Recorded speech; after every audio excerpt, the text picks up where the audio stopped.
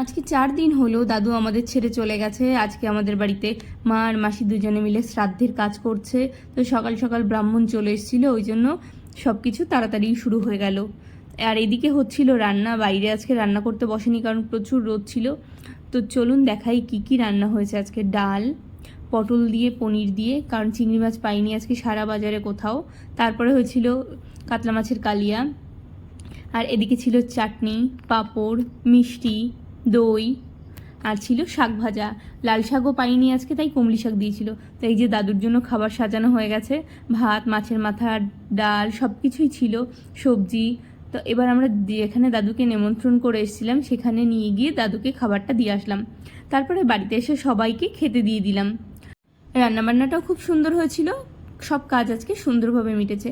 আর আমার বোন গিয়েছিল শিক্ষক দিবসের অনুষ্ঠানে। তো আজকের মতো ভিডিওটা এখানেই শেষ করছি। ভালো লাগলে লাইক, সাবস্ক্রাইব।